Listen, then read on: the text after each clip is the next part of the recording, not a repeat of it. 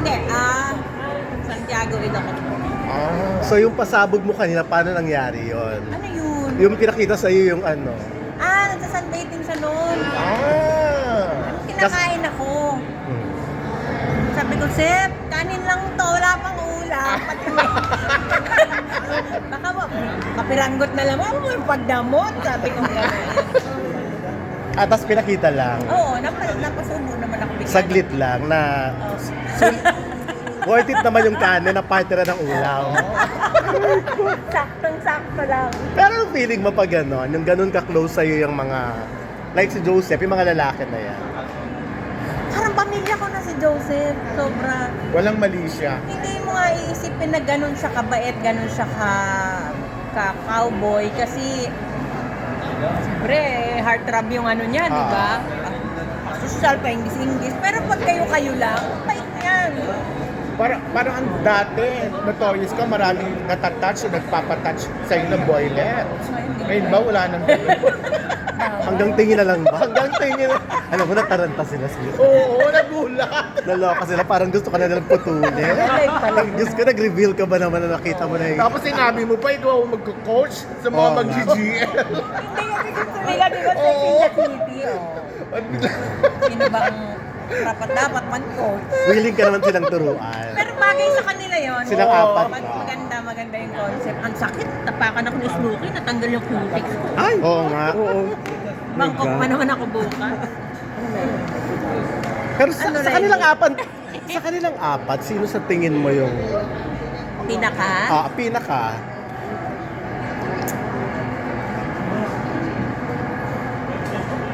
Ni Charlie ba may advantage dahil Magkakaiba nagbibida na siya sa pelikula? Kasi naging best actress na sa Iba din ang One Loy Girl. sa Andahalyo kasi. Oo. Diba? Kaya lang hindi pa siya nabibigyan sa pelikula na Actually, chance tinanong ko na magbida yun eh. kay Direk Riley. Yung tanong niya na Oo. yan. Direk, sino sa... Kanilang apat. Oo.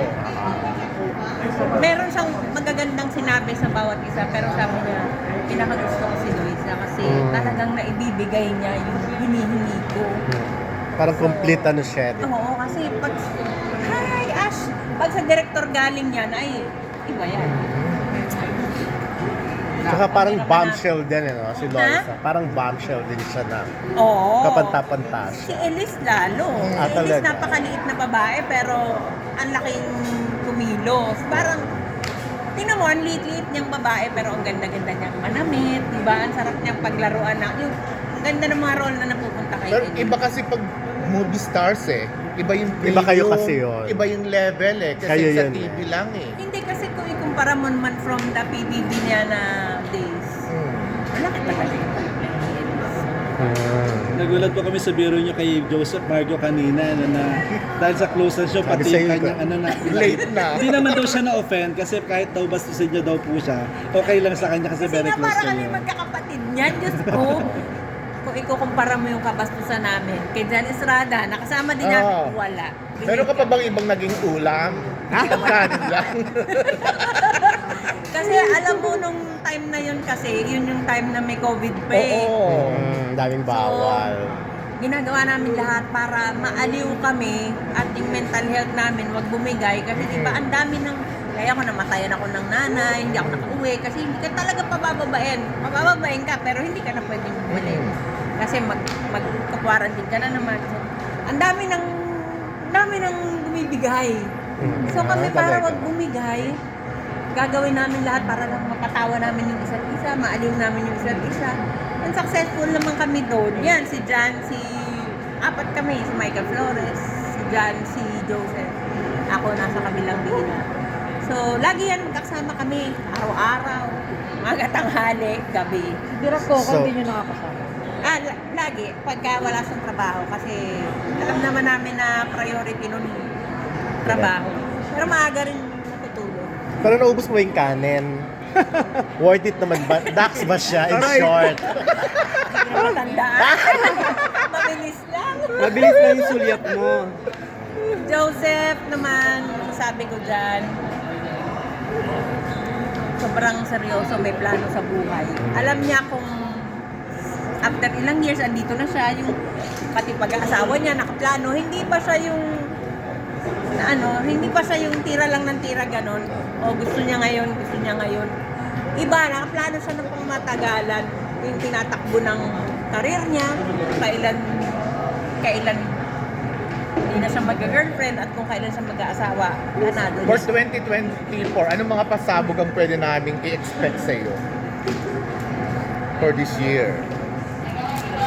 Siyempre, ang opening salvo ng Dreamscape, Pamilya Pamilya Sagrado. Hindi naman ako ganitong kakontrabida doon. Mahirap ako doon na napatay yung anak ko, may halong pagka-EJK, yung pagkakamatay niya. So ako yung ganun medyo lang. tinig sa lalamunan ng Pamilya Sagrado. Kaya lang sa laki ng cast hindi ka ba, hindi ka masyadong mag-shine. First time Sa mo with dami. ano? Oo, hindi. Walang maliit na role sa Oo. akin, di ba? Oo. Tsaka hindi. Kailangan talaga galingan nyo kasi nakatutok sa Tita Cory sa mula umpisa hanggang katapusan. Talagang tututukan daw niya. So, pati nga cellphone, bawal na rin sa circuit pa bawal. Ah. Para lahat Miss Oma, Nakatrabaho mo na ba si Piolo dati? Anak ko siya sa Manila ni... Oo. Parang niremake niya yung Manila by Ay, Night oo, tsaka pero Jaguar, ano yan, di parang ba? malam- So, ako yung Charito Sony. Parang black and white, ano. Doon lang kami nagkasama. So, happy ako ngayon. Miss Oma, malaking factor po ba sa inyo yung mga baguhan na bumabati sa mga veteran actress like you? Oo, malaking bagay yun. Ano pong ginagawa niyo pag may ganun na mga hindi umaano sa inyo? May nang bumabati? isnab na ba sa'yo? May nang isnab na ba sa inyo? Ang nakikita ko sa mga artista ng ABS, lahat tinitrain nila para maging gano'n na kahit sinong veteran, lalapit kayo magpakilala ka ko. Ay, ako si ganito. Walang kahit isa na hindi gumawa sa amin ng ganyan. Subukan mo. Natawa rin po kami sa sabi yung okay lang sa inyo maging parang coach pag may mga GL series, okay lang po sa inyo yung gano'n. Oh, so sino pa ba? Ano ba ang lesson sa Ano ba ituturo mo? Ituturo niyo mo? po sa May, may experience ka ba doon?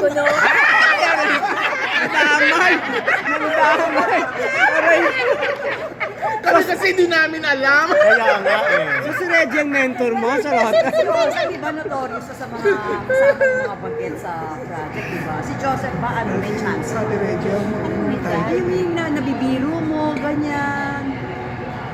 Parang anak niya daw eh. Hindi, lahat na sasabi ko, kunyari, ako ano ba ito? Yung bunga nga ako, ayoko na. Nakakaiyak ako.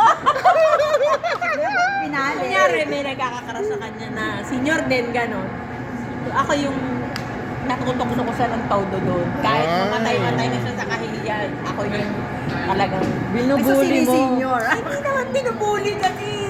Pero Nirereto mga mo. malapit lang yan, tapos mamumula, gano'n. Pero ngayon ba marami pa rin nagkakagusto sa'yo ng mga bata, teenager na, artista? Kasi before, di ba, alam naman natin. Wala nang masyadong paparamdam. Iba na kasi generation ngayon sa generation ko, So, syempre. ang feeling mo parang tita ka na nila? Mga gano'n. Wala na nagpapabinyag? Wala na. Ah, Alam mo naman dati. Pero Miss Oma, ano ba? Meron bang mga gusto pa kayong mga kapamilya sir na gusto niyo makatrabaho na nakikita niyo magaling at gusto niyo makasama sa mga nakikita niyo sa dami ng mga nakatrabaho niyo before? Maraming magaling dito kasi. Daniel Padilla, hindi ko pa nakaka-work. Ikaw ko kasi naka-work ko na eh. Hindi, tsaka ano. Marami pa. Ang daming magagaling dito actually. Talagang yung iba, alam mo kayo pinag-uugutan. James Lee. Oo. Ayun. Trabaho mo. Hindi pa rin. Masaya ka na sa kapamilya? Pwede ka rin bang sa kapuso, if ever? Hindi ko pa alam. Pero kasi loyal ako sa nagbibigay sa akin ng trabaho, syempre. Kaya kita nyo nga nung election, di ba? Tahimik lang ako. Kasi, ABS ang bumubuo. So, hindi man ako nakulay ng kulay nila, hindi na lang. Bakit? Sila nagkapaganda sa akin. Pero wala ka namang kontrata sa... So, pwede ka, if ever, pupukunin ka sa Ano ako, kanila. meron may tinatawag kasi tayong loyalty. So, sila yung especially si RSB, ulitin ko, siya yung nagbukas ng pinto sa akin after matagal akong hindi gumawa. So, pinapahalagahan ko yun. Discover Thank Ako you. si Sir Deo.